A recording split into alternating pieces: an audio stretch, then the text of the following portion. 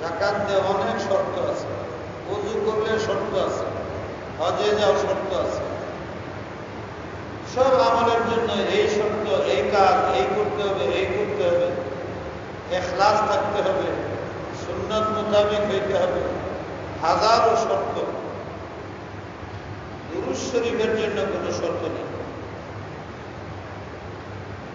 দুরূদ আল্লাহ এমন একটা আমল যে শর্ত নাই।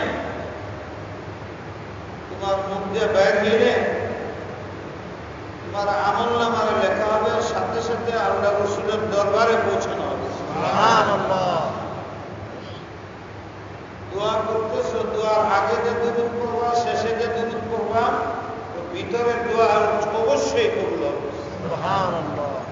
যে আমলের শুরুতে দুরূদ নাই, শেষে দুরূদ নাই, এই আমল গ্রহণ হয় না, মুআল্লাক থাকে, দুরূদের বরকতে কবুল হয়। কত দামি আমল!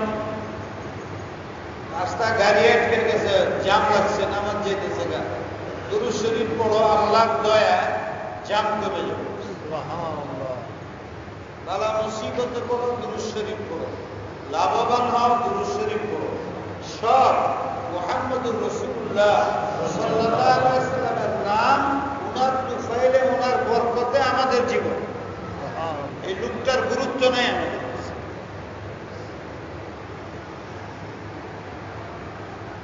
অনেক কিছু লম্বা আমল করি, কিন্তু ছোট আমলটা করি।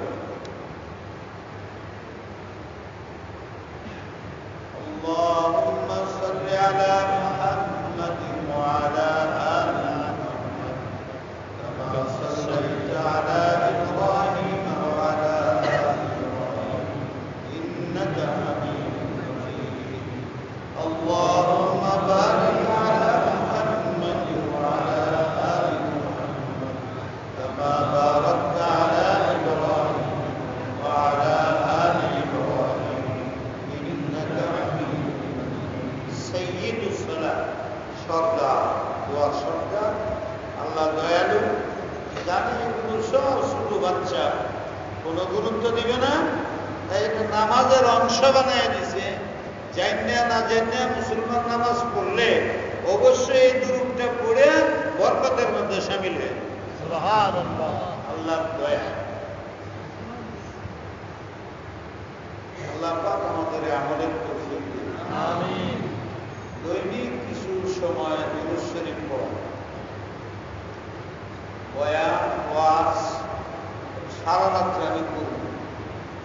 একটা নতুন কথা বলতে পারব, সব আপনাদের জানা। যে জিনিসটার অভাব, সেটা জানি, আমল করি, জানি, আমল করি। আমাদের খোঁজ নেওয়া উচিত, চিন্তা করা উচিত। আমরা মুসলমান, জানি, আমল করি না কেন? ফ্যাক্টরিতে শ্রমিকে যদি কাজ না করে, সারাদিন মালিকের প্রশংসা করে, মালিক মালিক মালিক মালিক বলে, মালিকের কোনো কাজ করে না, আর না করাতে ক্ষতি হয়। মালিক মালিক করলে মালিক খুশি হবে? বলে হবে? কোনদিন মালিক করে না। ভালো কাজ করে, প্রোডাকশন বাড়ায়, মালিকের কানে আসে, আমার এই শ্রমিকের সাংঘাতিক কাজ করে, চুরি করে না, খেয়ানত করে না, হক আদায় করে, সময় নষ্ট করে না, আমার প্রোডাকশন বৃদ্ধি করে দিছে। মালিক নিজে দেয়, তাহলে তালাশ করে বের করে তার ব্যবস্থা নিবে না, নিবে না, প্রমোশন দিবে না, দিবে না, বেতন বাড়াবে না, বাড়াবে না, বাড়াবে। আমাদের মালিক কে? আল্লাহ। ইমানের সাথে বলেন, মুখে মুখে না। কে আমাদের মালিক? আল্লাহ। কে পয়দা করছে? আল্লাহ। শরীর আছে, মার পেটে রেজেক দিছিল কে? আল্লাহ। কবরে যাওয়ার পরে রেজেক দিবে কে? আল্লাহ। হাত পা, চক্ষু, কান এগুলো কে দিছেন? আল্লাহ। আত্মা কে দিছেন? আল্লাহ। বুদ্ধি কে দিছেন? আল্লাহ। আসমান জমিন কে দিছেন? আল্লাহ। সূর্য না হইলে চোখে দেখা যেত না, চোখ হইলে সূর্য না থাকলে দেখা যেত না। এই ব্যবস্থা কে করছেন? আল্লাহ। তার জন্য আমরা কি করছি বলেন? এখন যদি আমি আপনাদের জিজ্ঞাই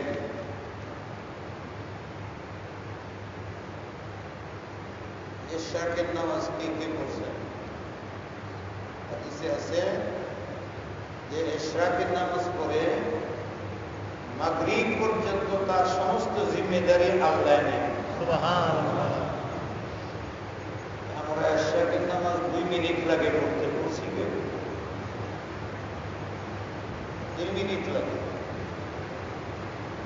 তাহাজ্জুদ পড়তে 2 মিনিট লাগে, তাহাজ্জুদ পড়ছি। পবিত্র কোরআন শরীফ পড়লে আল্লাহর সাথে গভীর সম্পর্ক হয়ে যায়। কোরআন শরীফ তেলাওয়াত করি আমরা, 5 ওয়াক্ত নামাজের পাবন্দি করি, কয়জন বের হবে? এরপরে যদি আমরা বিপদগ্রস্ত হই, আল্লাহ দায়ী, মালিক দায়ী, আমি শ্রমিক দায়ী? এমন বিষয় না যেটা আপনাদের বুঝের বাইরে। কেন হচ্ছে না? যদি আদেশ মানতেছি না, আমি মানলে আমার ছেলে মানে না, আমার ছেলে মানলে আমার বিবি মানে না, আমার ছেলে মানে, বিবি মানে, আমি মানি, আমার অফিসাররা মানে না। চতুর্দিক দিয়ে পেরেশানি, এরপরেও কি সিজদায় করছি? মানুষের পিছনে ঘুরতেছি, অফিসারের পিছনে দৌড় করতেছি, ঘুষ দিতেছি স্বার্থ উদ্ধার করার জন্য, হচ্ছে না। সিজদায় করছিনি, আল্লাহ অনেক অপরাধ করছি, তোমার চোখের শুকরিয়া আদায় করি নাই, এর দ্বারা আমি অবৈধ দৃষ্টি করছি, জবান ঠিক রাখে নাই, বিপদ করি, বদনাম করি, গালাগালি করছি, হাত ঠিক থাকে নাই, ঘুষ গ্রহণ করছি, পাও ঠিক থাকে নাই, সিনেমা হলে গেছি, মেধা ঠিক থাকে নাই, গুনার চিন্তা করছি, এই জন্য মাথা নত করলাম, মাফ করে দাও তুমি। আদমকে তুমি তওবাতে পাঠাইছ, আমি তওবা করলাম খাঁটি মনে, আল্লাহ তৌফিক দিও আমি যেন আর জীবনে গুনাহ না করি। এইরকম সিজদাত করে কাঁদছিনি। ফয়সালা মানুষে করবে না, আল্লাহ করবে। আল্লাহ অসন্তুষ্ট, আমাকে সন্তুষ্ট করে আমি যে কোনো লাভ হবে না। ফয়সালা তো ওখানতে হবে, ওনাকে রাজি করতে হবে। ওনাকে রাজি করা সহজ। বাচ্চা মার পায়ে ধরে কাঁদলে, বাচ্চা 10 বৎসরের গুনাহ করে সন্তান মা বাপের পায়ে ধরে যদি কান্দে, মা বাপ ক্ষমা করে দেয়, বুকে জড়ায় কান্দে ছেলের জন্য। আল্লাহর পায়ে ধরে যদি আমরা কাঁদতে পারি, কান্দার মতো আল্লাহ আমার সব গুনাহ মাফ করে দিতে প্রস্তুত। এরপরে আমরা মাপ চাই না। আমি বাপ, আমি চাই না, আমার ছেলে চায় না, আমার বিবি চায় না, আমার পুরা পরিবেশ গান্ধা পরিবেশ। ওয়াজের মকসদ কি? আমল করা। ওয়াজের মকসদ কি? শুনে না জানলে জানা, জানলে থাকা, আমল করা। যদি আমল না করতে পারি, বসলাম, কথা বললাম, চলে গেলাম, কোনো দাবি। সবাই কি থাকা যাবে? 3 বার পড়লো আল্লাহ শুরু করে। বিসমিল্লাহির রহমানির রহিম। কুল হুয়াল্লাহু আহাদ, আল্লাহুস সামাদ, লাম ইয়ালিদ ওয়া লাম ইউলাদ ওয়া লাম ইয়াকুল লাহু কুফুওয়ান আহাদ। বিসমিল্লাহির রহমানির রহিম। কুল হুয়াল্লাহু আহাদ, আল্লাহুস সামাদ, লাম ইয়ালিদ ওয়া লাম ইউলাদ ওয়া লাম ইয়াকুল লাহু কুফুওয়ান আহাদ। বিসমিল্লাহির রহমানির রহিম। কুল হুয়াল্লাহু আহাদ, আল্লাহুস সামাদ, লাম ইয়ালিদ ওয়া লাম ইউলাদ ওয়া লাম ইয়াকুল লাহু কুফুওয়ান আহাদ। 3 বার কুল শরীফ পড়লে আল্লাহ দয়া করে পুরা কোরআন শরীফ পুরাটা খতমের সওয়াব দান। সুবহানাল্লাহ। 1 মিনিট লাগে না, আধা মিনিট।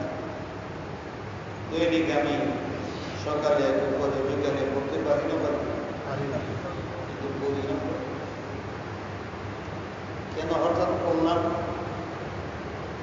মনে হয়েছে একটা কথা, আপনাদের মসজিদে আমি আরেকবার আসছি। হাদিস সাহেব বসে বসা দিয়েছেন আমার সামনে। 3টা লোক, আরো অনেকের মধ্যে যারা আমার জীবনের 25 বছর বয়সের থেকে একসাথে আমার সব দিনই কাজে সহায়তা করছে। মানুষে অনেক কিছু বলে, তার মধ্যে একজন শহীদুল হাদিস সদরুদ্দিন সাহেব। গতবার আগে যে আসছিলাম বসা ছিল, ধরে আমাদের সারা শেষ পর্যন্ত রয়ে গেছে। খুব মাহবুব মহাব্বতের মানুষ, না এসে মনে হয়েছে কোথায় চলে গেল, কি পরিমাণ সম্পদ লয়ে গেছে। যে জামাগুলো আরাম সুন্দর করে নিজের পছন্দ মতো বানাইছি, এটিও রেখে গেছে। না নিয়ে গেছে, টুপিটা নিয়ে গেছে, জামাটা নিয়ে গেছে, 1000 কোটি কোটি টাকার সম্পত্তি।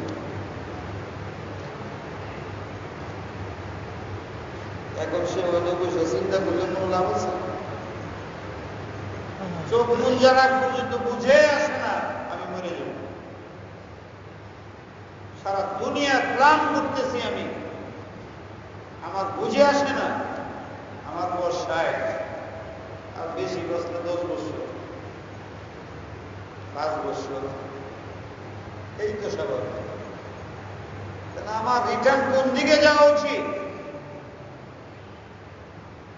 ওদিকে মন যায়। যত বৃদ্ধ হইতে থাকে তত লোভ বাড়তে থাকে, তার হায়াতে কুলাবে না, খবর নেই। এটুক তো বোঝা উচিত যে আমার বয়স 60, 70, 80-তে তো মরেই যায় মানুষ। 90 জন না হলে 80 জন মরে যায়। তাহলে আমার কি করণীয়? দুনিয়াতে অনেক কিছু করলাম, আখিরাতের কি আছে হিসাব করি। ভালো মানুষ ছিলেন, আল্লাহ ওনাকে যা যা খায়। আমার সাথী তো বলি না, আমার মুরব্বী বলি, কেন আমি বাচ্চা ছিলাম। খুব মহাব্বত ছিল, খুব খবর নিতেন। হজে গেলে নামাজ করে করে বাইর করে বলে নাই তো আজকে দেখি নাই, থাকলে তো এরকম না জানি এলাকার কত মানুষ মুরব্বীরা মারা গেছে। আল্লাহ রাসূল বলছিলেন, কবর জিয়ারত করো, মৃত্যু ব্যক্তিরে দেখো, অসুস্থ রোগীরে যা দেখো। অসুস্থ রোগীরে দেখলে নিজের সুস্থতার মূল্যায়ন আসবে। কবর জিয়ারত করলে মাইয়েরকে দেখলে নিজের মৃত্যুর কথা মনে হবে। এখন মৃত্যু, লাশ, রাস্তাঘাট, কবর সব বিলাসিতায় করে নিতে হয়েছে। কবর কবর থাকে না, মিউজিক হয়ে গেছে, পাকা করে করে মিউজিক বানাচ্ছে। ওখানে যাও ফটো উঠায়, ওখানে যাও ক্যামেরা লেগে থাকে। মানুষটা মারা যায় ক্যামেরা করে, শুয়ে থাকে ক্যামেরা করে, কবরে শুয়ে ক্যামেরা করে। এটা খেলার একটা বানা হয়ে গেছে। মানুষের দিলের থেকে কেন জানি ভয় দূর হয়ে গেছে। কাফের বেদিন নাস্তিকরা যেরকম ভয় করে না, ঠিক একই অবস্থা মুসলমান শুনে মুসলমান বলে নিজেকে।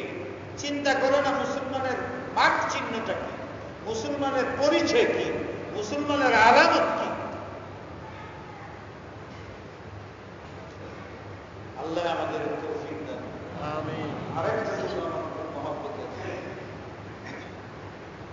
মৃত্যু 3 দিন আগে হঠাৎ আমার বলে যে হুজুর আপনাদের একটু দেখবার জন্য মন পাগল হয়েছে।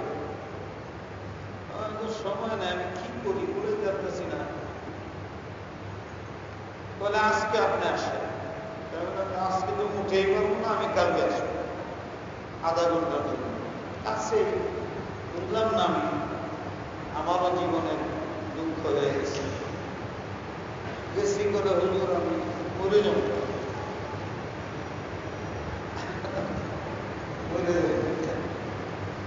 আপনি দোয়া করবেন, আমার জানাজাটা আপনি খবর। এত পেরেশানি ছিলেন, অস্থির হয়েছেন, আল্লাহ আল্লাহ করুন, আল্লাহ সব করুন, ভালো কাজ করেছেন। ওনার সাথী আমাদের বলতেছিল হাজি রহিম সাহেব 3 দিন আগে আমার লোক দেখা করলো, 3 দিন পরে করলো, না গেলে দেখা যাবে। এগুলো একজন এক সামের মানুষ গেলাম জানাজা করে মনটা খুব ভেজা ভেজা। এখন এই যে আরেকজন সামনে বয়ে গেছে, আল্লাহ ওনার হায়াত দারাজ করে দেন। আর কি বলতে পারি, এখানে আসার জন্য অনেক দিন ধরে উনি বলেন আবার রাগ উপায়, কিন্তু আসলে আমার মন তো আছে, উড়াইতে পারি না। আজকে সুযোগ হইল আপনাদের কাছে আসছি।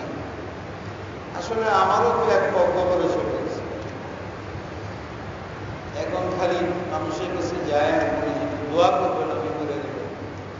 মানুষের খুব সম্মান করে, আদর করে, চুমা দেয়, হাতিয়ে দেয়, হাতে চুমা দেয়, যা কিছু আমল করি দিয়ে এমনি শেষ হয়ে যায়।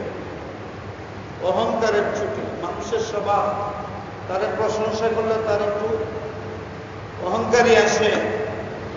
আমরা আলেম মানুষ, মানুষের চুমা দেয়, হাতিয়ে দেয়, বুজুর্গ হুজুর কয়, নারায় তাকবীর মারে, বুকে চুমা দেয়, হাতে চুমা দেয়, তখন অহংকার আসে। যা কিছু আমল করিয়ে দিয়ে হেনে শেষে ঘুরে গেলে দেখলাম যে কিছুই তো নাই।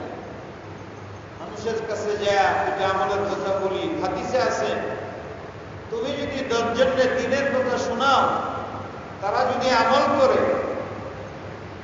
তাহলে তাদের যে পরিমাণ আমল হবে আল্লাহ তোমার আমল নামা মধ্যে দেবে। সুবহানাল্লাহ। من أجل ذلك كتبنا على بني آدم أنه من قتل نفسا بغير نفس أو فساد في الأرض فكأنما قتل الناس جميعا ومن أحياها فكأنما أحيا الناس جميعا من سن سنة حسنة فله أجرها وأجر من عمل بها من غير أن ينقص من أجورهم شيئا ومن سن سنة سيئة فله أجرها وفله وزرها ووزر من عمل بها من غير أن ينقص من أوزارهم شيئا. একটা আয়াত বলছে, একটা হাদিস বলছি, এটার সারমর্ম হলো এই, তোমার মাধ্যমে যদি পৃথিবীতে কোনো নেকির কাজ চালু হয়, তুমি একটা মানুষকে নেকির কাজ চালু করলে, তার মাধ্যমে আরেকজন, তার মাধ্যমে আরেকজন, 1 লক্ষ মানুষের যদি তোমার কথার আমল করে, তো তারা যে পরিমাণ সব পাবে, 1 লক্ষ মানুষের তুমি একা শেষ করবে।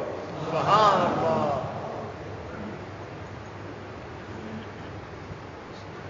ওমান সান্না সুন্নাতান সাইয়্যাতান, তুমি যদি কোনো গুনার কারণ হয়ে যাও, গুনার কারণ তুমি হয়েছো, আর ওই গুনার প্রতি আকৃষ্ট হয়ে আরো লক্ষ কোটি মানুষে গুনাহ করতেছে, এমন ব্যবস্থা তুমি করে দিছ, মৃত্যুর পরে লক্ষ মানুষের গুনাহ তোমার কাঁধে আসবে। আল্লাহ আমাদের মাফ করে দেবে। আমিন। সাংঘাতিক জরুরি কথা এটা, যে আমি গুনাহ নেকি করতে হবে, আমার মালিককে রাজি করলে নেকির কাজ করতে হবে, তরিকা মতে করতে হবে।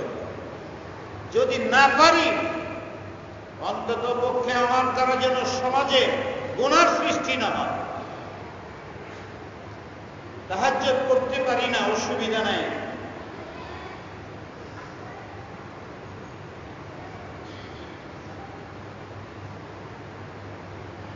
নফল করতে পারি না, অসুবিধা নাই, অর্থহীন মানুষ দান করতে পারি না, অসুবিধা নাই, হজে যাইতে পারি না, অসুবিধা নাই, যাকাতের ক্ষমতা নাই, অসুবিধা নাই, কিন্তু তুমি কোনো কারো গুনার কারণ হয় না, ফ্যাক্টরি বানাইছ, মসজিদে যাইতে দাও না, নামাজ পড়ার ব্যবস্থা করো না, নামাজে গেলে সুকজ করো, দ্বীনি কাজে বাধার কারণ হও, তুমি দ্বীনের কাজে বাধার কারণ হও কেন? দ্বীনি কাজে বাধার কারণ হও না। মসজিদের ভিতরে গন্ডগোল করো, মাদ্রাসার ভিতরে গন্ডগোল করো, ফ্যামিলির ভিতরে বাধার কারণ, বাসায় গানের আড্ডাখানা বানায় রাখছো, সুকসরে মূর্তিতে ভরে রাখছো, ফটোর আড্ডাখানা বানাইছো, শয়তান ঢুকে, ফেরেশতা ঢুকে না, সমস্ত গুনার কাজ তুমি করে হয়ে গেছো। এগুলো তোমার ছেলে ফেলেরা চালু করবে তোমার পয়সার দ্বারা, জাহান্নামের যাবে। তোমার হক আদায় করে যাও, তোমার কারণে যেন কোনো ব্যক্তি গুনার দিকে না যায়। নেকির কাজ যতটুকু ফরজ, ওয়াজিব, সুন্নতে মুআক্কাদা যথেষ্ট, এগুলো করো, কিন্তু গুনাহ যেন না হয়। গুনার কারণ হতে পারবে না। যদি গুনার কারণ হও, তাহলে যত গুনাহ করবে তোমার কারণে সব তোমার ঘরে যাবে। শরাবের দোকান দিছ, সিনেমা হল বানাইছ,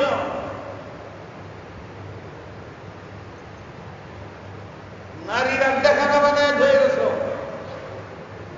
মনে রাখবা আজকে বুঝে না আসলে চক্ষু বুঝলে বুঝেছে।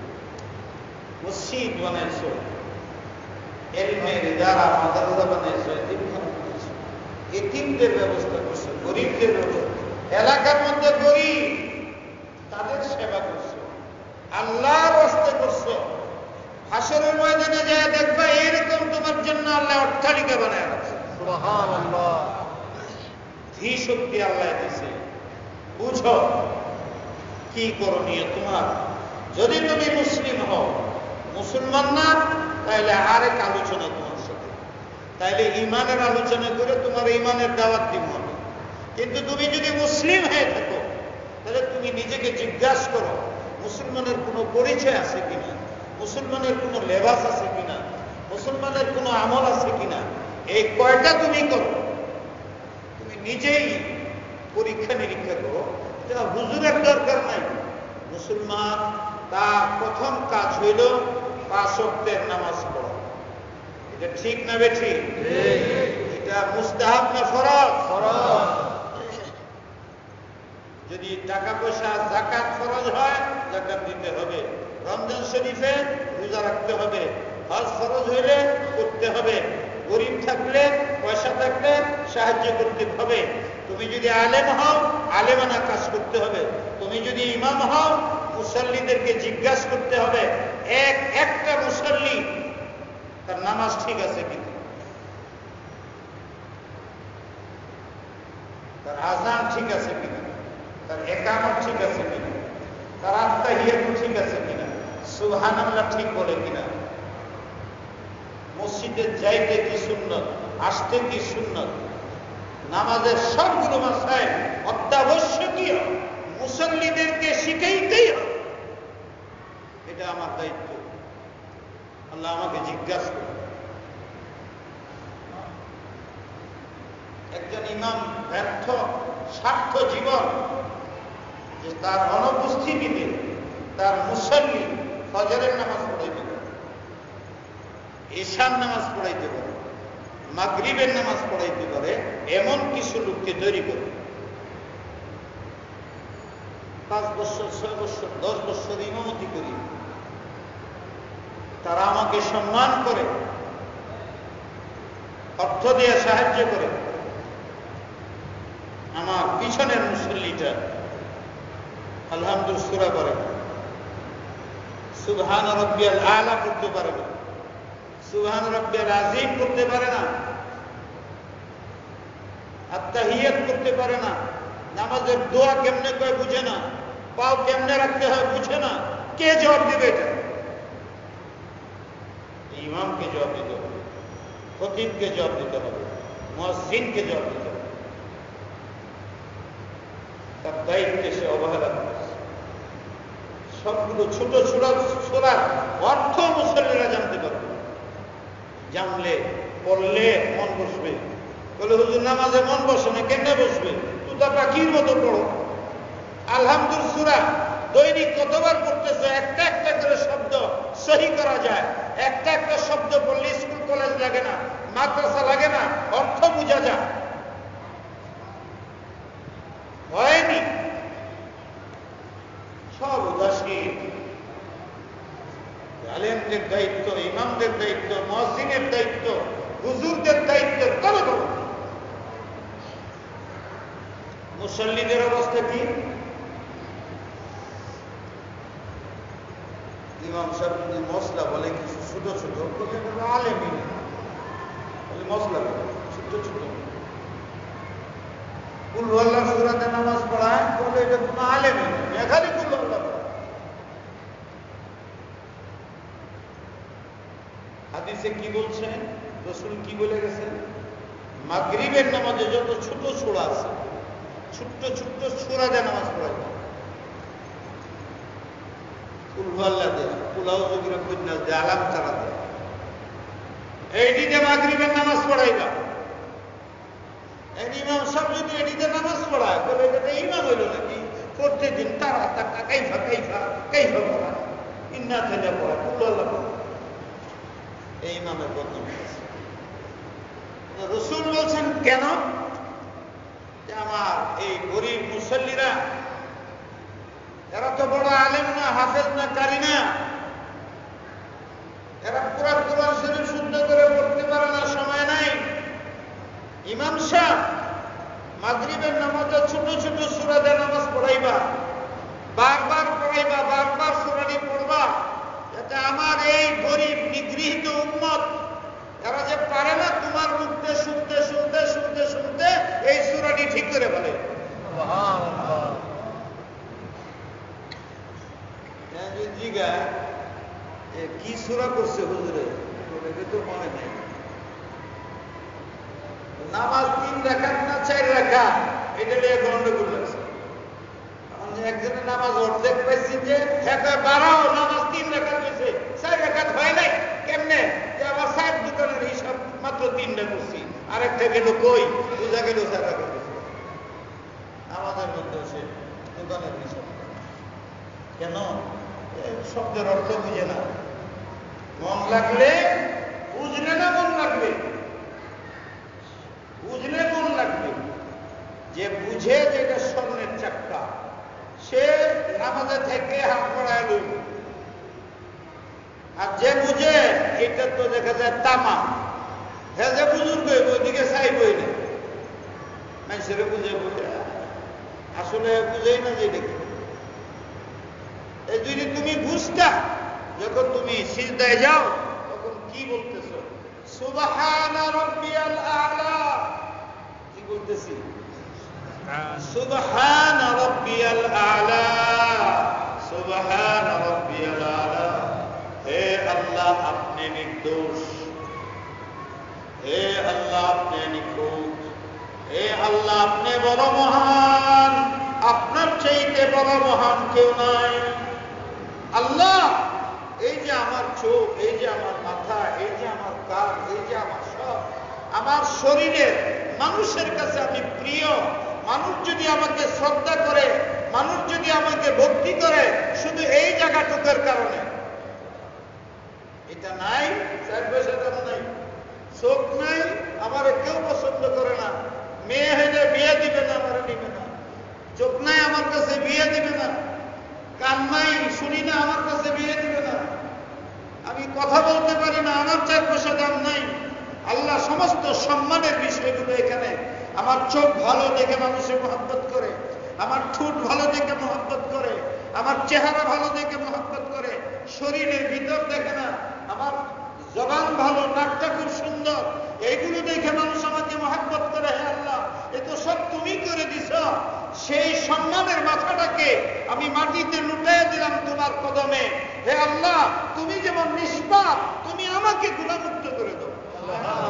হে আল্লাহ, তুমি বড় মহান। মহত্বের কাজ হইল যে গরিব হয়, দুঃখী হয়, রোগী হয়, তাকে সেবা করা, তাকে ভালো করে দেওয়া। আল্লাহ, আমি গুনাহগার, অত্যন্ত গুনাহগার, তুমি বড় মহান।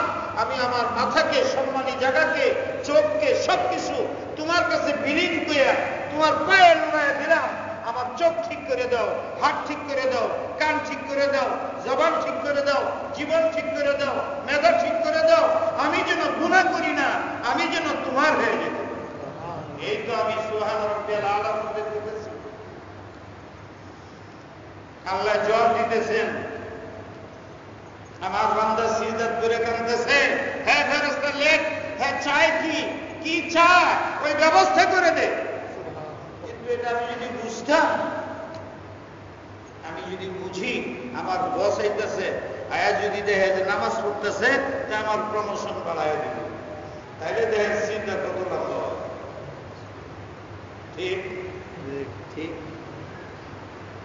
কিন্তু আমার আল্লাহ যদি আমি চিন্তা করি, উনি বলে হযরত ফজলুর রহমান গজ মুরাদাবাদী, যে তোমরা বুঝবে না, আমারে তোমরা অস্থির করো না, আমি কেন তো লম্বা সিজদা করি।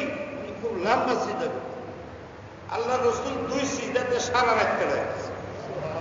আল্লাহর ওলিরা অনেক লম্বা সিজদা করে, ওই এত লম্বা সিজদা করে নামাজীদের অসুবিধা। তো বলে হুজুর আপনি এত লম্বা সিজদা করেন, কই তোমরা ইমাম বানায় নাও, আমি পারবো না। আমি যখন সিজদায় থাকি তোমরা জানো না, তখন দেখি আমি আল্লাহর কুলে, আল্লাহ আমাকে চুমাইতেছে। আমাদের সিজদা করেন না। ভাইয়েরা, এত বড় না হইতে পারি, কিন্তু 5 ওয়াক্তের নামাজ তো আমার জানা। তা মুসলমান হিসেবে 5 ওয়াক্তের নামাজের পাবন্দি কি আমি করি না? আমার বিবিরে পড়াই না, আমার ছেলে ফেলেরে পড়াই? এখন পারি না তো আগে কেন শিখেন নাই? যখন পারা গেছিল তখন গুরুত্ব দেন নাই কেন? আল্লাহ পাক আমাদের বুঝবার তৌফিক দেন। কেউ আছে মুসলমানের মধ্যে, সে বলবে,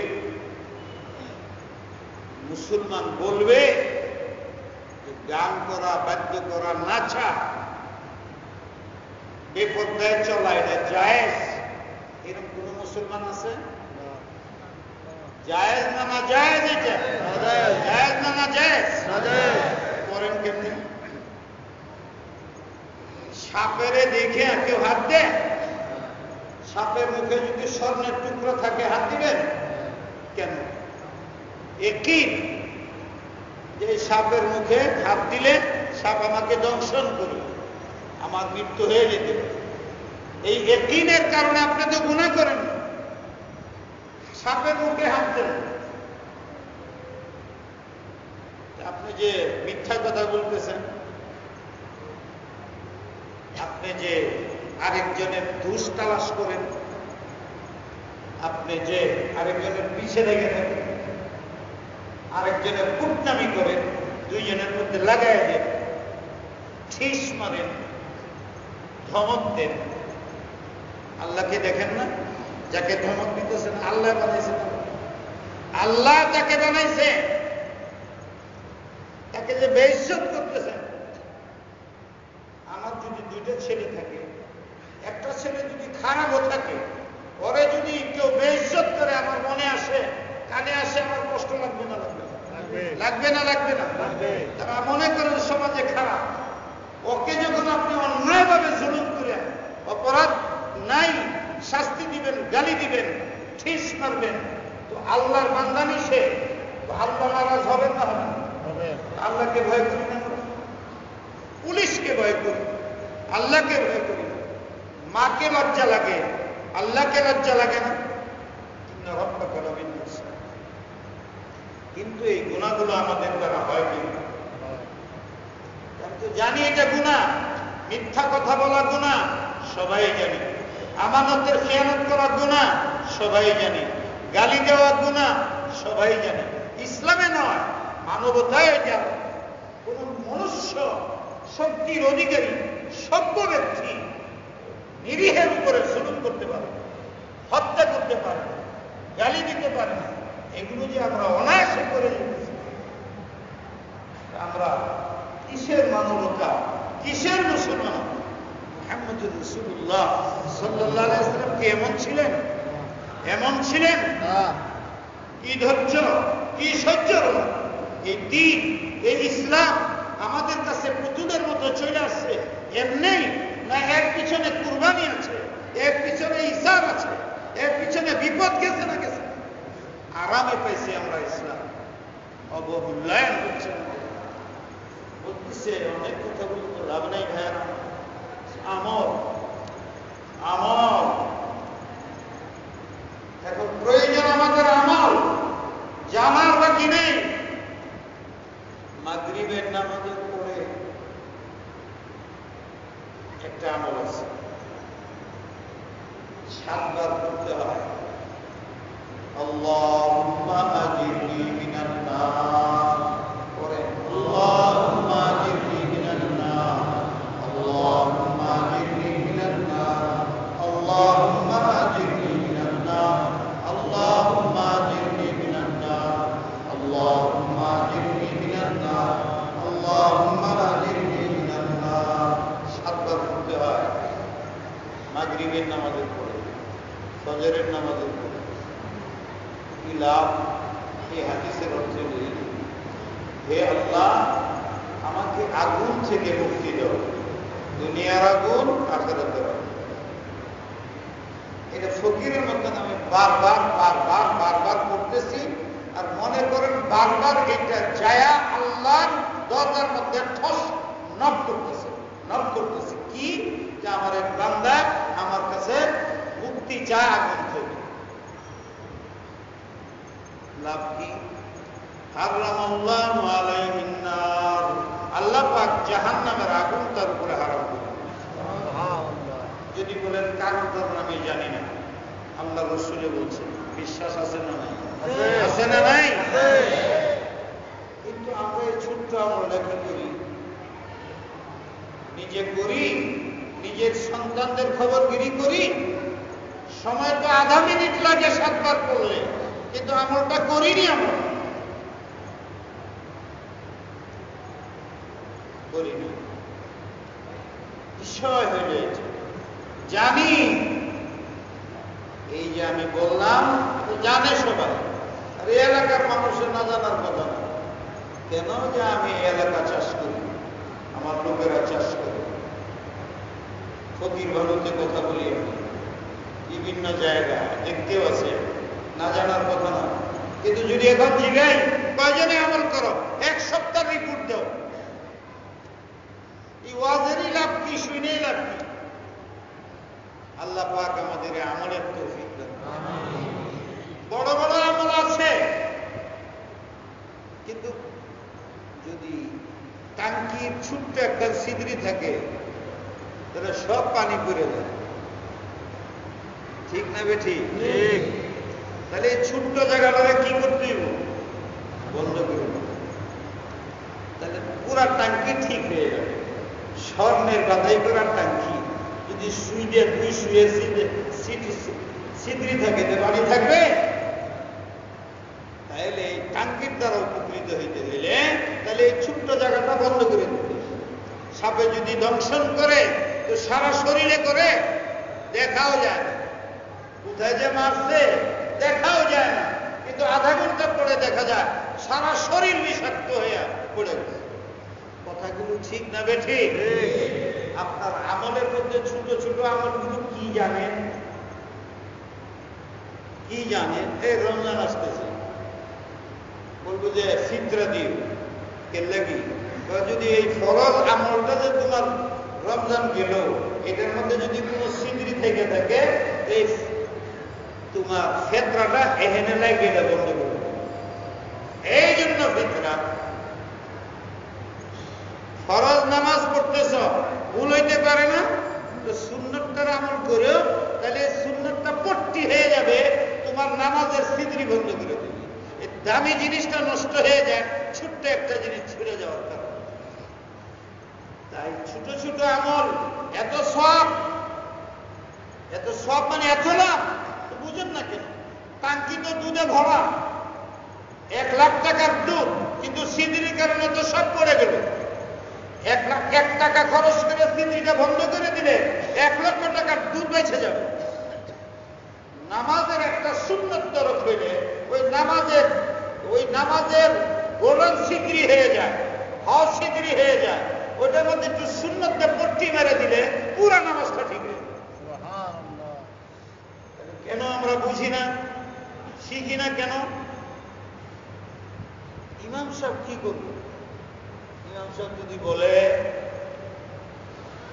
5 মিনিট লেট হয়ে যেতেছে মশলা কিনে দিতে, 5-6 জন টাইম হয়ে গেছে, ইমাম সাহেব আর বন্ধ করেন, টাইম হয়ে গেছে, এইটা খালি 5 মিনিট লেট, 5 মিনিট লেট।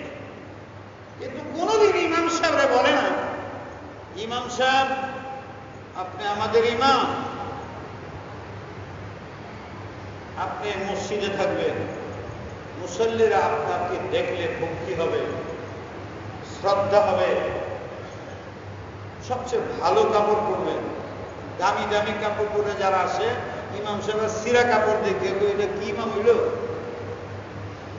কাপড় এমন সুন্দর পরিষ্কার থাকবে, মুসল্লিদের ঘৃণা হবে না।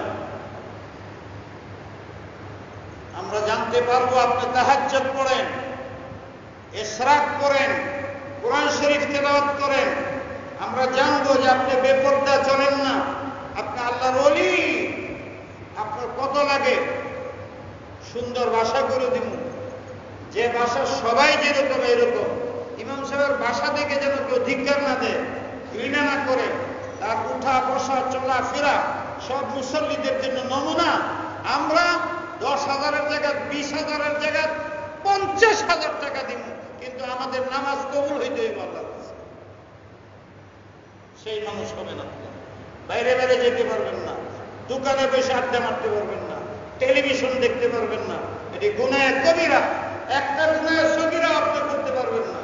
আপনার কি লাগে আমরা সব দেব, কিন্তু আমাদের নামাজ যেন সহি হয়। আপনাকে আমরা ব্যবহার করব না। ওই বাড়িতে যাও, ওই বাড়িতে যাও, ওই চাষি ডাকো, দাদা ডাকো, খালা ডাকো, ওখানে যাও, যে বেপর দিকের মধ্যে পড়ে যায়। ইমামকে সম্মান করো, ইমামকে গুরুত্ব দাও, ফকির মনে করো না। সে তোমার ইমাম। হাসরের ময়দানে ইমাম সামনে থাকবে, মুসল্লিরা তার পিছনে থাকবে।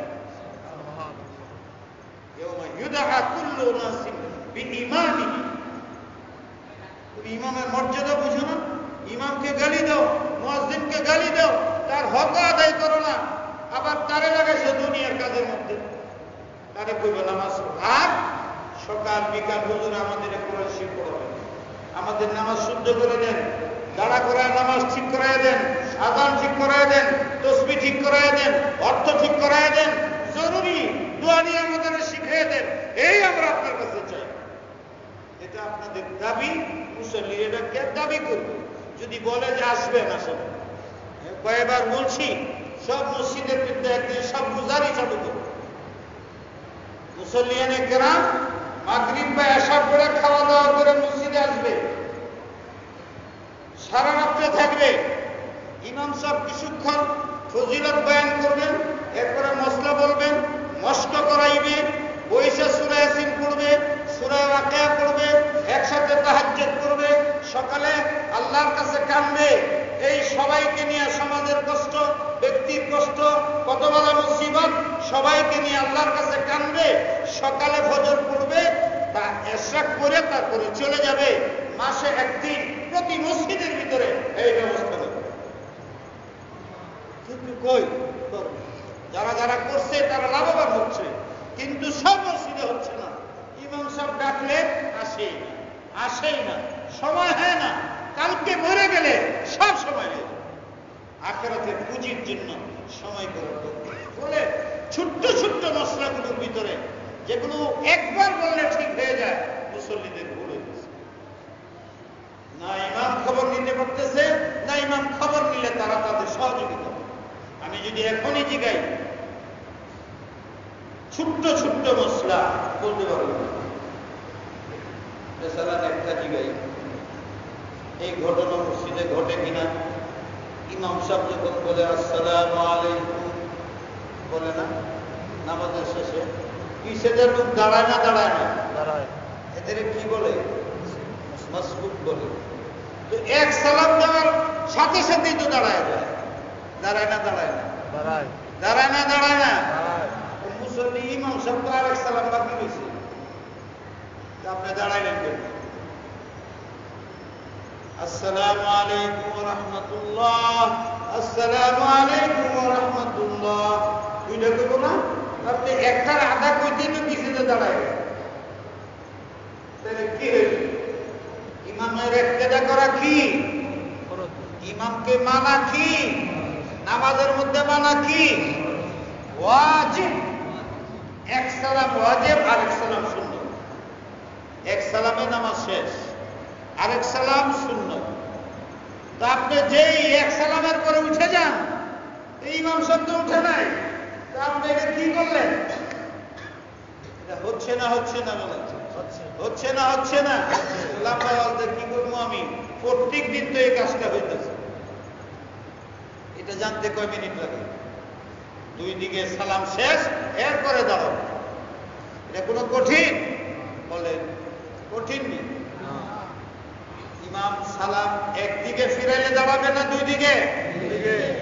কিন্তু দাঁড়ায় কিভাবে? আপনাদের চোখে পড়ে না? আপনিও এরকম করছেন জীবনে।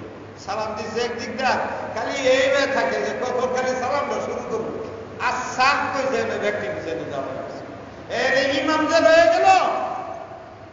ঘটনাক্রমে যদি ইমাম সাহেব সিদে সুহুদে আপনি দাঁড়াইছেন, সিদে সুহুদ গেছে, তখন আপনি কি করবেন?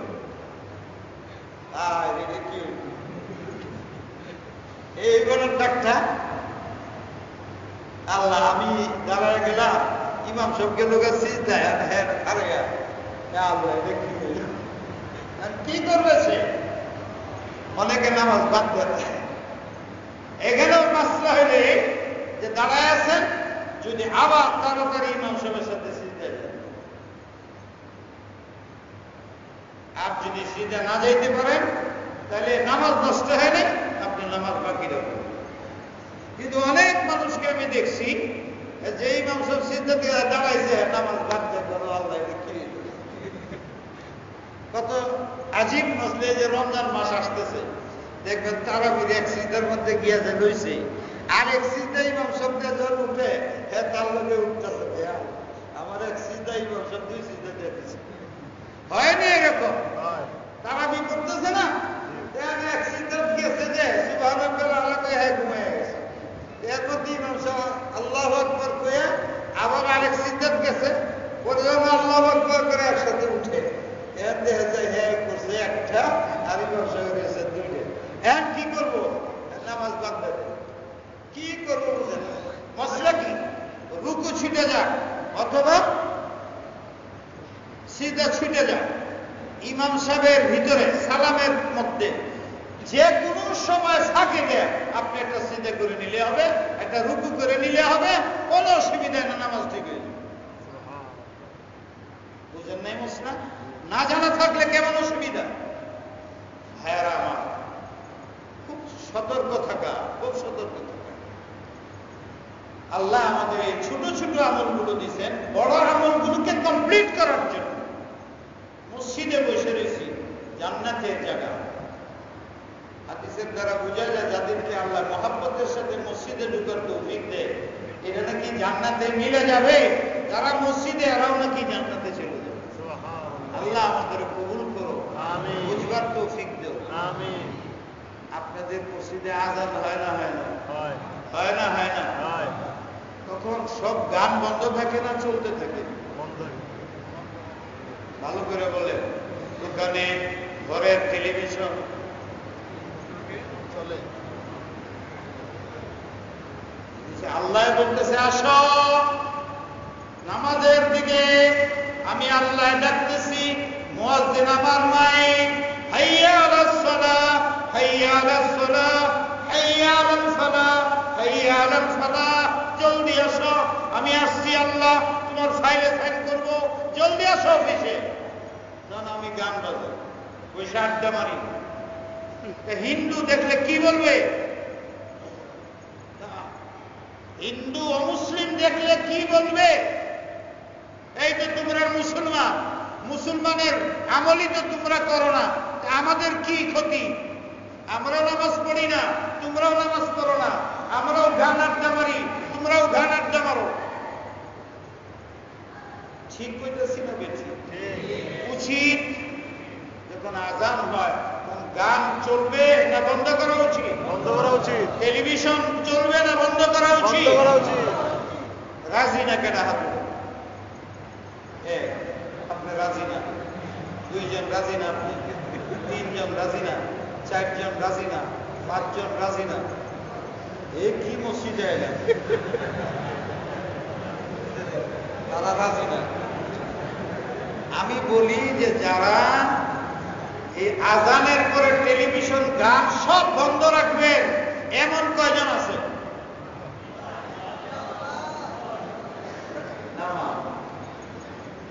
মনে থাকবে মসজিদে বৈশা আমার সাথে আল্লাহর কাছে দোয়া করুন, ওয়াদা করেছে একটা কাজ তো হোক, একটা কাজ তো হোক বন্ধ, 8 ঘন্টা পরে চালু করুন। শুধু আপনি একা নয়, আরো 10 জনকে বলুন, বাসার সবাইকে সতর্ক করেন, মেয়েদেরকে সতর্ক করেন। আজান হচ্ছে, আজান হচ্ছে। এক বুড়ি জান্নাতেই গেছে শুধু এই আমলের পর। ইমাম সাহেবকে ডাইকে না বলে, বুড়ি 3 দিন যাবত আমি কি দেখি, পাগড়ি পড়া কে জানি 2-3 জন আমার কাছে এসে বলে, কি আরবি কথা বলে আমি বুঝি না, বারবার বলে, শব্দটা মনে রয়েছে বাশিরি আনতি মিনাল জান্নাহ, বাশিরি আনতি মিনাল জান্নাহ, বাশিরি আনতি মিনাল জান্নাহ। বুড়ি আমি এই শব্দটা তো শিখছি কিন্তু অর্থ তো বুঝি না। ইমাম সাহেব এটার অর্থ কি? ইমাম সাহেব তো শুনে পেরেশান, আয় হায় এটা কি করে, এ তো দেখা যায় ফেরেশতা। বলতেছে, হে মহিলা সুসংবাদ গ্রহণ করো, সুসংবাদ গ্রহণ করো, তুমি জান্নাতি। মারা গেছে, দাফন করার পরে ইমাম সাহেব বাড়িতে যায়, জিজ্ঞেস এই মহিলা মৃত্যুর আগে সংবাদ পায়, এর কি আমল করতে বলো? আমল না, মূর্খ মেয়ে, নামাজ পড়তো, কোরআন শরীফ পড়তো, স্বাভাবিক যেভাবে মুসলমান এরকমই ছিল। বলে তো এটি তো না, এটি তো সবাই করে, আর কোনো বিশেষ আমল নেই। মানে আমরা তো বিশেষ কোনো আমল নেই। তো নাতি একটা বড় আছে, বেরিয়ে ফেলে না, আরেকটা আমল আমার মাতার দাদি করতো কি, যে মসজিদে আজান হইলে লাঠি নিয়ে বেরিয়ে বাসার মধ্যে কাউকে আর কথা বলতে দিত। বলতো যে আজানের জবাব দেও, আজানের জবাব দেও, নামাজ পড়ো, আজানের জবাব দেও, নামাজ পড়ো, কথা নাই, লাঠি নিয়ে বেরিত। আজানের সময় কেউ কথা কইলে পিটান দিত, আজানকে নামাজ না পড়লে মার দিত। এই আমার দাদি করতো, আমার নানু এইগুলো করতো। ইমাম সাহেবের কাজ পেয়েছে, এই কারণে আল্লাহ এই বুড়িকে মাফ করে। সুবহানাল্লাহ। মহিলাদের জন্য তো কাজ আছে, পুরা ঘরকে পরিষ্কার পরিচ্ছন্ন পাক রাখা, দ্বীনই বানানো, এটা অধিকাংশ একজন মহিলার উপরে নির্ভরশীল। হাদিসে এই জন্যই আসছে, মহিলা যদি তার ঘর সামলায়, নিজের ইজ্জত সম্ভ্রম রক্ষা করে, স্বামীকে খুশি রাখতে পারে, তাহলে অবশ্যই সে জান্নাত। তার আর কোনো কাজ নাই, 5 ওয়াক্ত নামাজ পড়বে, ফরজগুলো আদায় করবে, স্বামীকে খুশি রাখবে, ঘরের ব্যবস্থাপনা সুন্নত মোতাবিক করবে, আল্লাহ তাকে জান্নাতের শোষণ করবে। আর স্বামীকে বলছে স্ত্রীর হক আদায় করবা, স্ত্রীকে খুশি রাখবা। স্ত্রী যদি কিয়ামতের দিন সাক্ষী দেয় যে আমার স্বামী চরিত্রবান, আমার স্বামী ভালো, তাহলে আর কোনো বিচার নাই, তুমি স্বামী জান্নাতে যাবে। ইন্না আকরামাকুম ইনদাল্লাহি খায়রুকুম লিআহলি, খায়রুকুম ইনদাল্লাহ খায়রুকুম লিআহলিহি। যে স্ত্রী তার স্বামীকে শ্রদ্ধা করে আর স্বামী তার স্ত্রীকে খুশি রাখে, স্ত্রী তার পক্ষে সাক্ষী দেয়, আল্লাহ তাকে নাজাত দিয়ে দেয়। কিন্তু আমরা স্ত্রীর হক, স্বামীর হক জানি না, একজন আরেকজনের আদায় করি, বকাবকি ছাড়া আর কিছু আমাদের কাজ নাই। ফলে আমার পরিবারের ছেলে মেয়েগুলো চরিত্রহীন বকাবকির মধ্যে দিল। আল্লাহ আমাদের বুঝবার তৌফিক দেন। আজানের জবাব দিলে, হাদিসে পাকের মধ্যে আসছে, মসজিদে বসে ওয়াজ করতেছি, মসজিদের কথা বলতেছি, হাদিসে আসছে যে সহিহ শুদ্ধভাবে আজানের জবাব দিতে থাকবে। বুখারীর হাদিস, আবু দাউদের হাদিস, হাল্লাত লাহু শাফাআতুহু ওয়া জাআত শাফাআতুহু, এই বান্দার শাফাত করিয়া জান্নাতে নেওয়া আমি নবীর উপরে ফরজ। সুবহানাল্লাহ। কিন্তু সুবহানাল্লাহ তো সবাই বললেন, আমাকে 1 মাসের ওয়াদা দিতে পারেন যে এখন থেকে যত আজান হবে জবাব দিব। পারেন ওয়াদা আমাকে? যুবকরা, স্কুল কলেজের ছেলেরা ওয়াদা করতে পারো আমার সাথে? ইনশাআল্লাহ। 1 মাস আযানের জবাব দিতে রাজি আছো? ইনশাআল্লাহ। আছো রাজি? ইনশাআল্লাহ।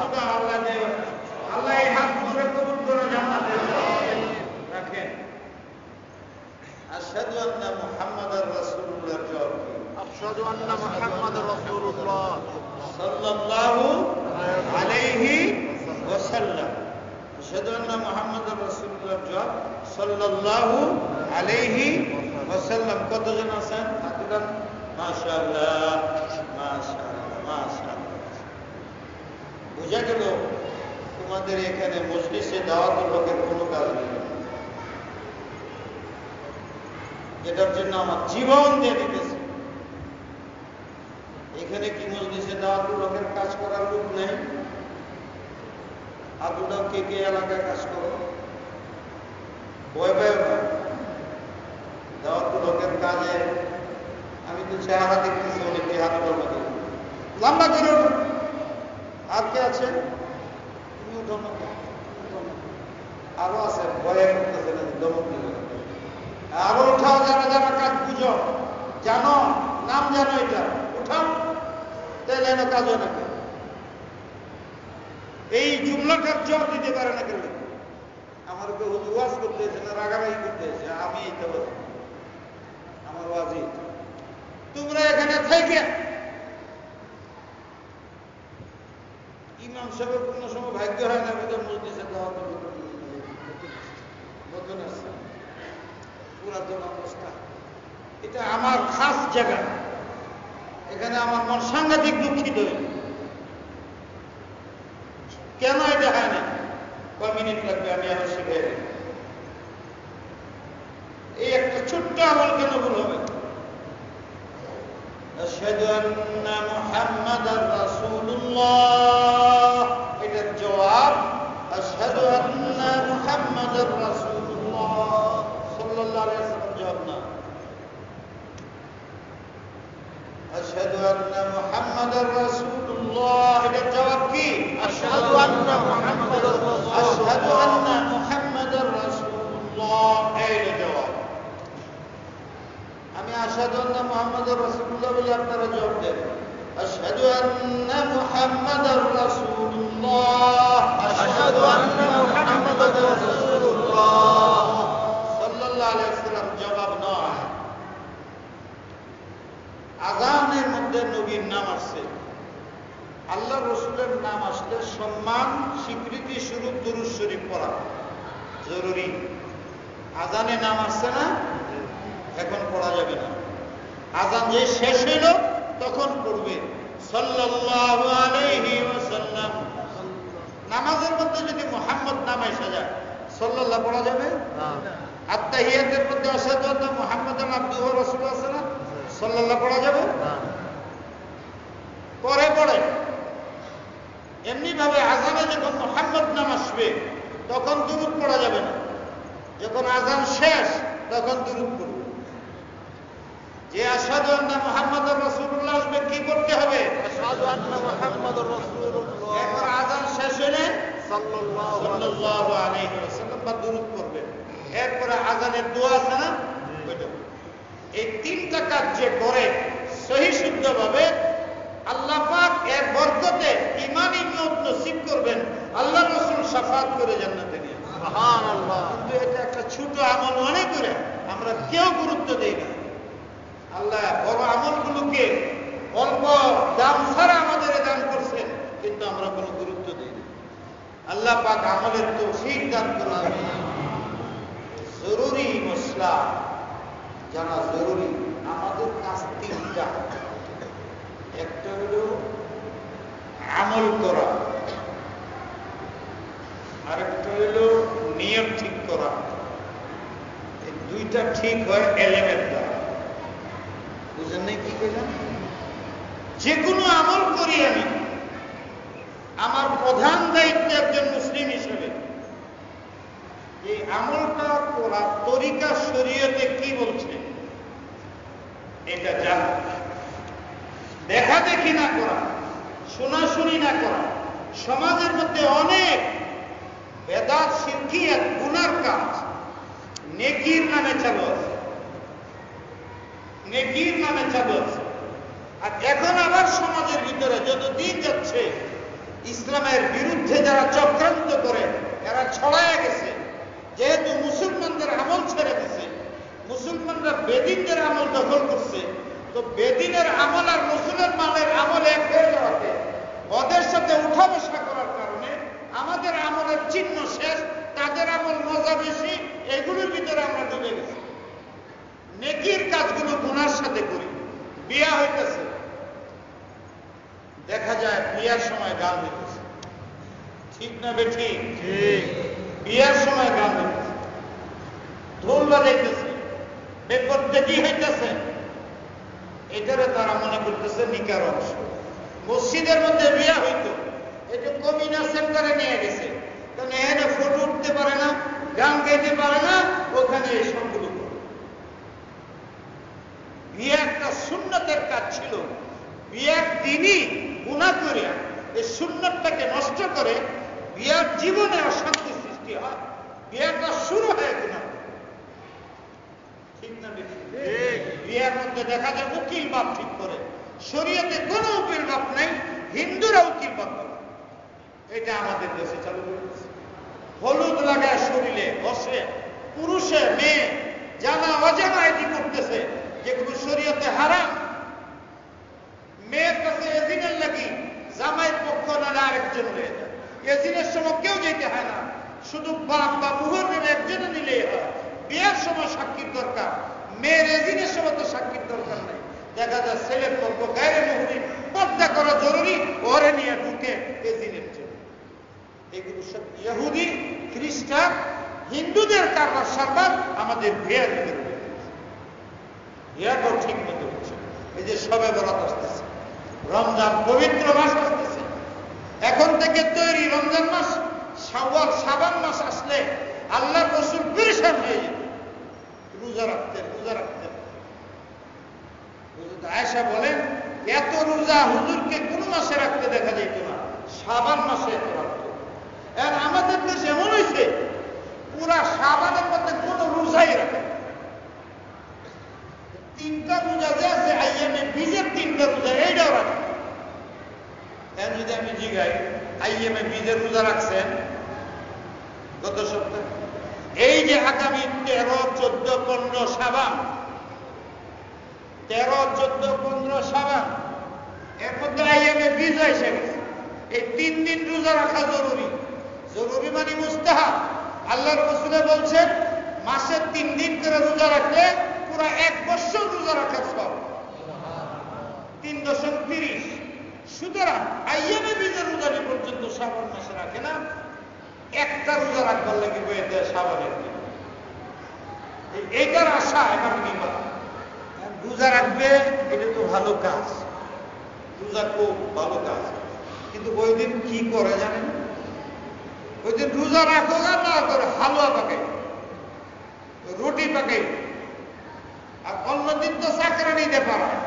ওই দিন সারা রাত নিজের হাজবেন্ডের জন্য দুইজনে মিলে বয়ে বয়ে বেড়ায়, সব হাসিল করতেছে, জীবনে চলার মধ্যে যায় না। আজকে বড় বিবি পাক করা শুরু করছে, শয়তান লাগাইছে যাতে ইবাদত না করতে।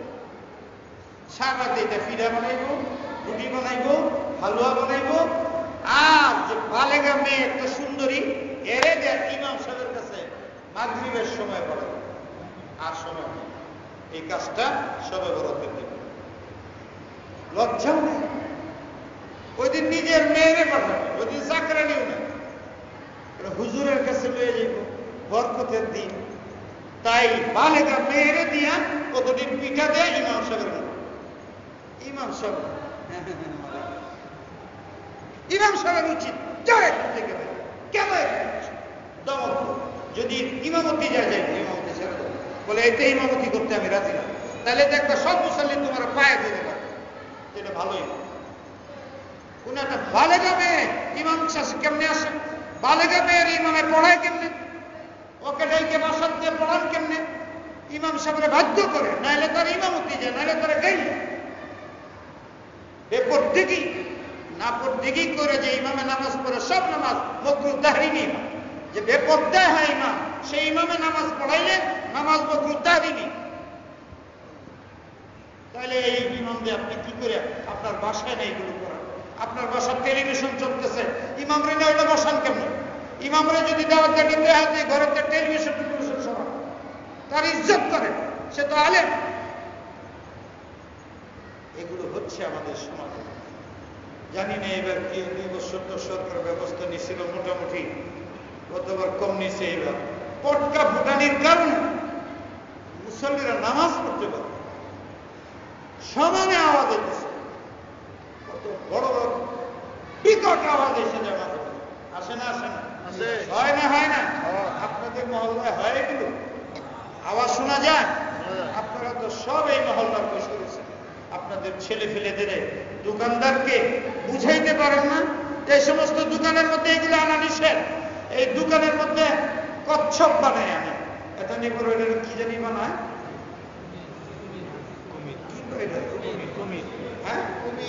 কুমির, কচ্ছপ, কি না আরেকটা কি নাম একটা খায় যে কেক, কেক কেক বানায়, কুচ্ছপ, সাপ, এটা বানায়নি। আর ফুলা বানায় কিনে বাপেকে কিনে দেয়।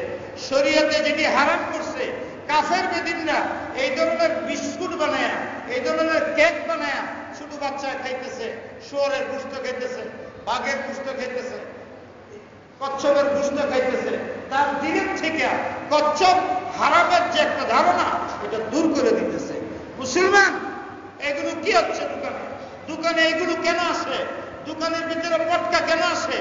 আপনারা জ্ঞানী গুণী সবাই বসে দিচ্ছেন, এলাকার মানুষ সতর্ক হও।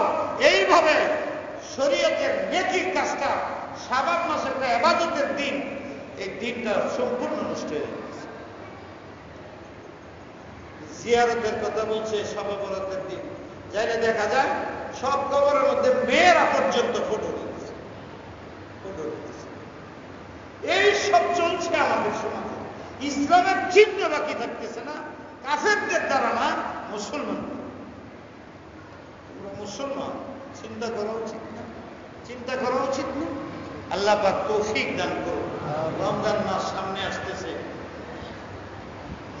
রমজান মাসে দেখা যায় শেষ রাত্রে বুধাই মাইকটা ডাকে,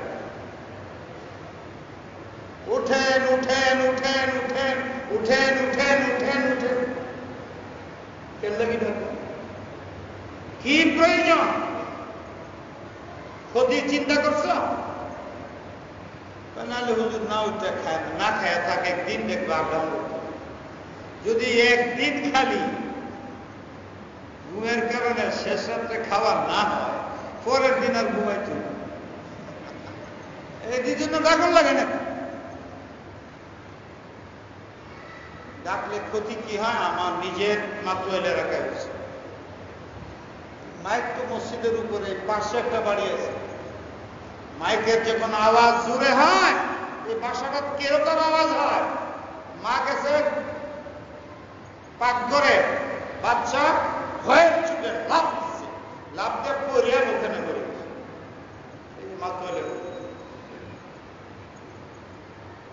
অসুস্থ রোগী মানুষ থাকে, ঘুমন্ত ব্যক্তি থাকে। এই যে ডাকাডাকি করতেছ, কি প্রয়োজন?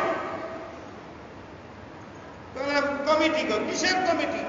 কমিটিকে বুঝাও, অমুকের কথায় চলো কেন? শরীয়তে কি বলছে? শরীয়তে বলছে এটা ডাকা নিষেধ। কেন? মানুষের কষ্ট হয়। অনেক মানুষ অসুস্থ, রোজা রাখবে না, এরা ঘুমায় রয়েছে, এরা ঘুম পারবে, বাচ্চারা ঘুমায় রয়েছে, ডাকার দরকার নাই, এই ডাকা লাগবে না। ঘটনাক্রমে যদি একদিন না খায়, না খা, রোজা না রাখতে পারলে না পারো, কিন্তু একদিন না খায় যদি, পরে আর বলতে হবে না এমনি ডাকাডাকি। এটার জন্য মাইক মারো। কত কষ্ট হয় মানুষের। ওদিকে মাইক মারতেছে, আর তেলাওয়াত করতেছিল, তেলাওয়াত বন্ধ, তাহাজ্জুদ করতেছিল, তাহাজ্জুদ বন্ধ। মহিলারা জানা যে হুজুর আমরা এইগুলোর কারণে তেলাওয়াত করতে পারি না, তাহাজ্জুদ করতে পারি না।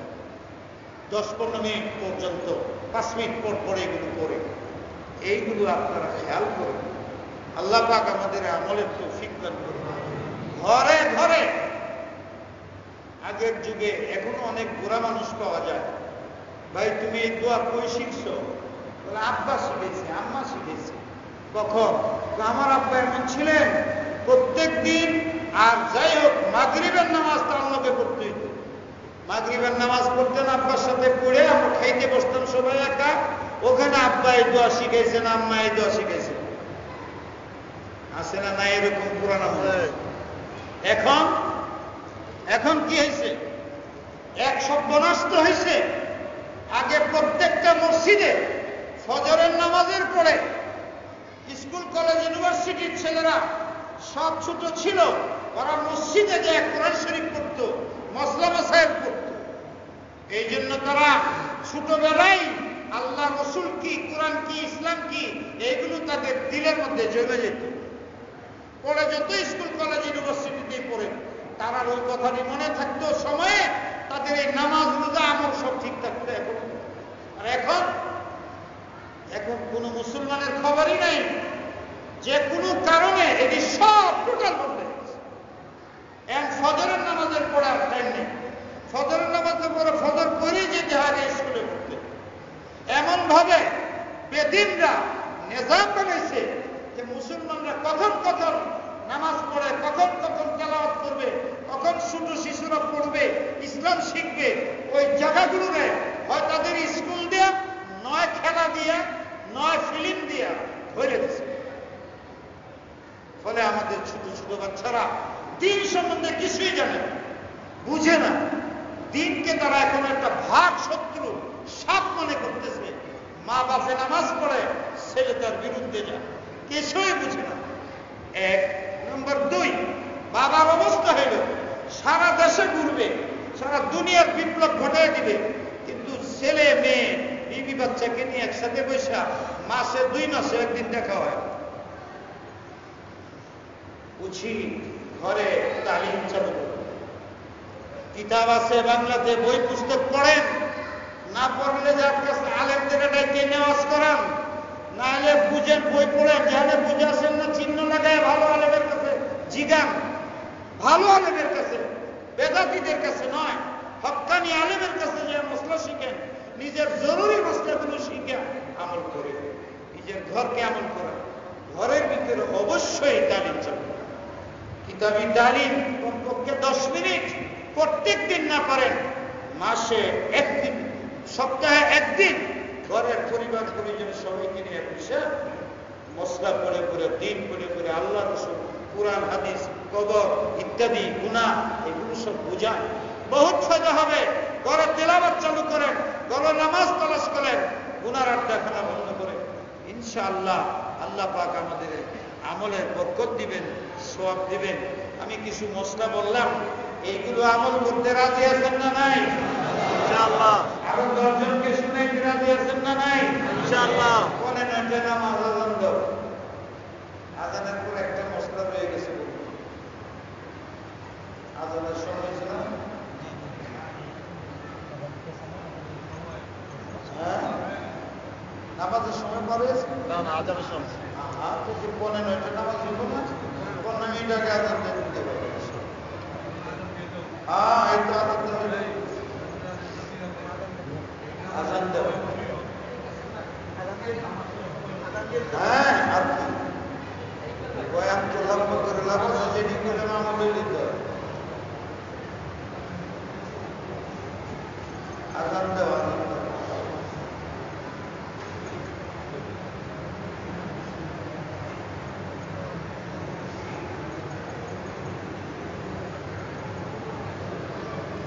আজানের পরে দোয়া হবে, ইনশাআল্লাহ দোয়া শরীফ হবে।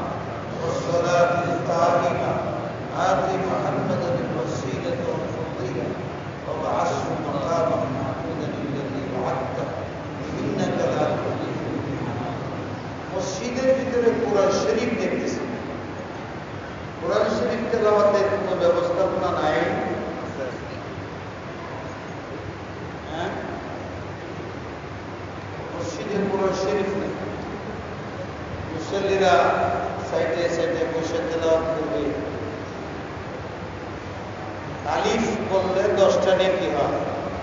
যতক্ষণ মসজিদে গল্প করবে তো তেলাওয়াত করবো 5 মিনিট 1 মিনিট, কোরআন শরীফ সাজায় রাখার ব্যবস্থা ছিল। এখানে থাকলে তো পিছনে ঢুকে পারবে না, সুন্দর করে ওই বানায়া যাতে পাও যতটুকু বুকের চিটু উপরে রেখে ফাঁকে ফাঁকে সাইডে যেতে নিলে কোরআন শরীফ তেলাওয়াত করবে। বহুত বড় মসজিদের আমল। মসজিদের আমল 3টা, তেলাওয়াত করা শিখা, জিকির সহি তরিকা, আরেকটা হলো নামাজ শিক্ষা করা সহি। তেলাওয়াতের ইন্তজাম ভালো। 1 নম্বর। 2, মসজিদের ভিতরে পোস্টার দেখতেছে। মসজিদের ভিতরে কেন, মসজিদের বাহিরের ওয়ালে পোস্টার লাগানো নিষেধ। হয়তো টাইলস করা, কিন্তু যদি টাইলস করা না থাকে তাহলে ওই জায়গায় পোস্টার মারলে পোস্টারটা উঠে গেলে জায়গাটা খারাপ দেখা যায় না, যায় না? মসজিদের মধ্যে পোস্টার লাগানি গুনাহ কবিরা। কেন? এটা বান্দার মানুষের হকের দ্বারা রং লাগানো হয়, মানে পোস্টার মেরে দেয়। আপনার বাসায় যদি আপনি রং লাগান, ওখানে যদি যায় কেউ পোস্টার মারে, আপনি খুশি না না খুশি? রাজি না নারাজ? আল্লাহর ঘর, এটার মধ্যে কিসের পোস্টার? মসজিদের ভিতরে যে সামনে যে লেখা নিষেধ। কেন? যদি মুসল্লি লা ইলাহা ইল্লাল্লাহ পড়ে তো তার নামাজ ফাসেদ। নামাজও পড়তেছে, নামাজ শেষ। সামনে যে ঢং ডিজাইন করতে না করছে, কেন? মানুষের মন আকর্ষণ করে। ইদানিং বিভিন্ন জায়গার মধ্যে দেখা যায় মসজিদে বাইতুল্লাহ শরীফের ফটো লাগা আছে, উচিত না। তাহলে হ্যাঁ, নামাজ পড়াতে কয়টা মিনার এটা করে বুঝতে হবে তো বিষয়। এই যে পোস্টার লাগা আর ওইদের দাঁড়ায় পোস্টার করতেছে, সুন্নত হয়ে ওইটা পড়ায় আগে। আর এটা পোস্টারটা উঠালে যদি এটা পাকা থাকে নষ্ট হয়ে যাবে। বান্দার হক, মানুষের হক দিয়ে মসজিদ বানায় দেয়, ওইটার মধ্যে পোস্টার বলে ওদের ওয়াজের পোস্টার। ওয়াজের পোস্টার লাগানি তো আরো নিষেধ। মৌলবী হয়ে তুমি এই কাজ করলা কেন? পাবলিকে বুঝে না, লাগাই দিচ্ছে। তুমি তো মৌলবী, জানো না এটা না যায়। বুঝার জন্য বললাম, তোমার ঘরে লাগাইলে তুমি নারাজ হও, আল্লাহর ঘরে লাগাও, দেখতেও তো ময়লা হয়ে যায়।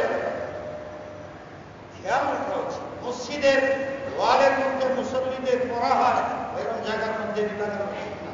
এই সব পোস্টার উঠাও। নামাজের কেলামটার সামনে লাগানি নিষেধ, যে নামাজের মধ্যে পড়া শুরু করে দেয়। অনেক মানুষ বোকা মাসটা বলে দেওয়া যে চাইও না, করো না। মনে মনে যদি পড়ে তাহলে নামাজ যাইতে না, কিন্তু যদি ঠোঁট লাগায় পড়ে নামাজ বাঁচি দেয়। কিন্তু এদের বাচ্চারা বুঝে না, মধ্যম বয়সীরা তো বুঝে না। তারাবির নবী যাওয়া, তারাবির নামাজে মহিলা অংশ নিতে পারবে? তারাবির নামাজের দাম বেশি না জুমার নামাজের দাম বেশি, জোহরের নামাজের দাম বেশি? ওইটার সম্বন্ধে জিজ্ঞেস করি।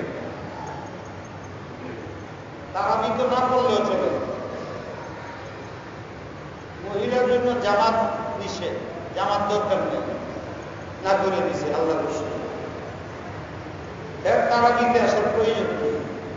তাহলে তো ফরজ নামাজে মসজিদে আসতে বলে।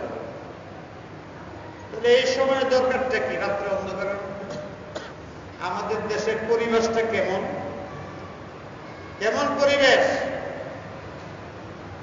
খুদা না খাস্তা যদি কোনো প্রবলেম হয় কে দেয়? অধিকাংশ মেয়েরাই যেটি বুড়া হয় এটি বুরকা পড়ে আসে। আর নাবালেক যেটি মাত্র 20-22 বছর বয়স হয়েছে এটি ব্যক্তি নাবালিকা রয়েছে। আর যেটির বিয়ে না ব্যক্তি নাবালিক, দাদির সাথে আসে একটা পর্দা করে, একটা বুরকা পড়ে আসে। তাহলে এরা আসা যাওয়ার ভিতরে পুরুষের সাথে সামনাসামনি হবে না? এই সমস্ত মশলা জিগাইতে হয়। যেখানে ফরজ নামাজে আসতে নিষেধ, ফরজ নামাজের জন্য ওয়াজিব করা হয় না, তারাবির জন্য কি প্রয়োজন? সে ভাষায় তারাবি করবে, অসুবিধা। এটা হলো মূল কথা। কেউ যদি আয়সা যায় নিরাপদ থাকে, পিছনে খাড়ায়, ফ্যাসাদ না হয়, নামাজ হয়ে যাবে। কিন্তু উচিত না। ফুকাহারা সমস্ত ওলামারা মাকরুহ তাহরিমি রেখেছে মহিলার জন্য মসজিদে আসে, ফিতনার যুগের কারণে।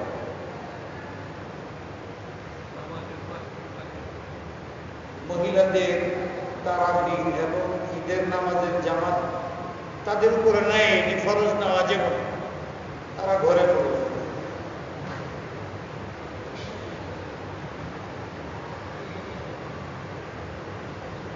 চেয়ারের ভিতরে নামাজ পড়ার এটা আজকাল খুব সমাজের মধ্যে দেখা দিচ্ছে।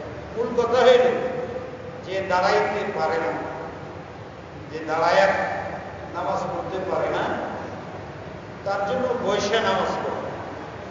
যে বৈশা নামাজ পড়ে তার সিজদাও নাই, রুকুও নাই। কিভাবে বৈশা নামাজ পড়বে? এই যে হাত আছে এখানে রাখবে, রাইখা রুকুর জন্য,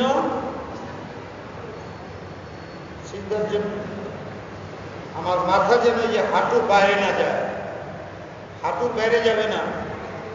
সিজদার রুকুর জন্য,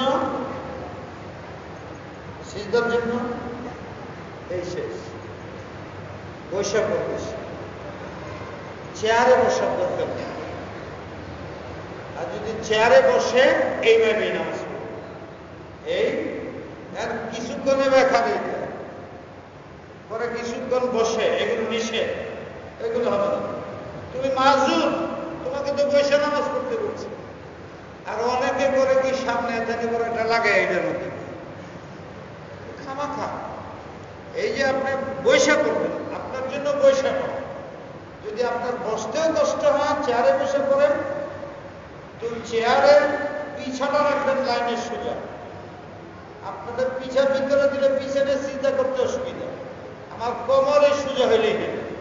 এরপরে চেয়ারে বসে আপনি নামাজ পড়তেছেন, তাইলে আপনার হাত যে এইবার হয়ে দেয় কয়েকজন, এটা কোনো প্রয়োজন নেই হাত এইবার, কিচ্ছু দরকার নেই। হাত আপনার স্বাভাবিকভাবে রাখেন, কারণ হাতের সাথে এটার কোনো সম্পর্ক নেই। হাত যায় যখন সিজদা হয়, এখানে সিজদা নাই। সুতরাং হাত আপনার স্বাভাবিক অবস্থা রাখবে। সিজদার তো রুকুর তরিকা হইল এই যে আমি বসে রয়েছি, এই রুকুয়ে সিজদা এই আমার হাঁটুর সামনে নামে বাস। কিন্তু যে দাঁড়ায় নামাজ পড়তে পারে, খামাখাদি ব্যাগ কাজই করে, কিন্তু নামাজের সময় চেয়ার লয়ে বসে, ও নামাজ টামাজ কিচ্ছু। আল্লাহ আমাদের আমলের তৌফিক দেন। এখন লাইন সোজা করে দাঁড়ানো, যাতে নামাজ সহিভাবে হয়। যখন দাঁড়াইতে হয়, আগে পিছে পাও সোজা রাখতে হয়। কাতার সোজা করার নিয়ম হইল হাত পিছনের দিক দিয়ে দেখা, সামনের দিক দিয়ে নয়। আগে